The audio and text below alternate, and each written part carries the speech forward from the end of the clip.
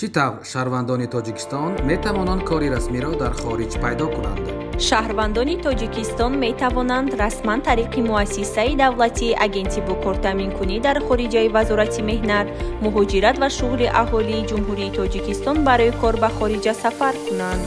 برای این به آنها لازم است که قدم‌های زیرین را اجرا کنند. قدم یکم، مراجعت به مؤسسه دولتی اجنسی بکار تامین کنی در خارج.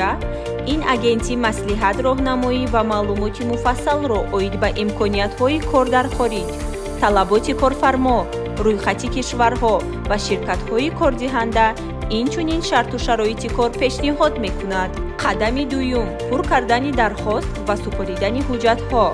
پس از مشورت، شهروند باید عریضه برای اشتراک در برنامه رسمی مهنتی در خارج کشور را پر کند و حجت‌های ضروری را پیشنهاد نماید. این حجت‌ها می توانند نسخه شناسنامه، معلوماتنامه درباره تحصیل، معلومات درباره وضع سلامتی و دیگر سندهای طلب شده را در بر گیرند. قدم سوم، تیاری پیش از سفر آموزش زبان یا کسب.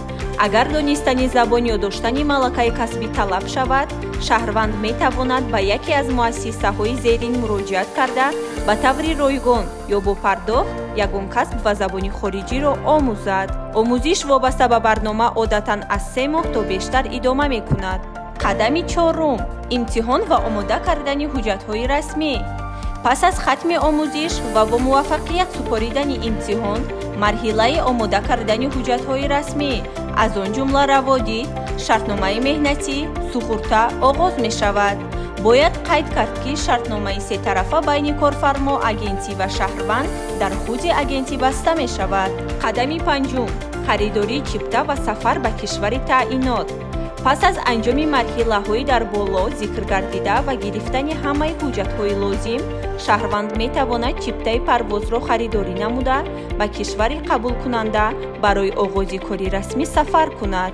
در بعضی موردها کارفرما خود می تواند چیپته را خریداری نماید.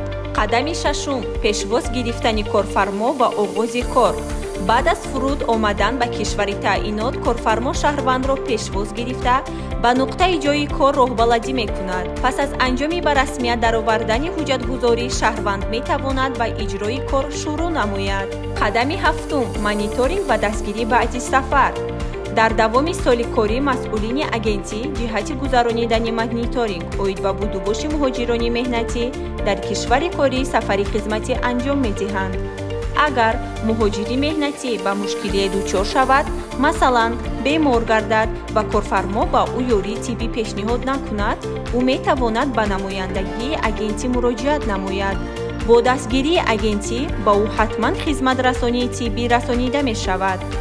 اگر در دوام بودوباش مهاجرین مهنتی به اساس از جانب مقامات‌های حفظ حقوق بازداشت شود، اجنسی به یگان خراجات از جانب شهروند با دخالت خود و در همکاری با کارفرما حمایت حقوقی لازمه را از جمله خدمت رسانی حمایتگر تأمین می کند. یعنی از لحظه فرود آمدن به کشور قبول کننده تا بازگشت به وطن، شهروند زیر نظارت و دستگیری اجنسی قرار دارد. حقوق‌های او از طرف اجنسی حمایت کرده می شوند.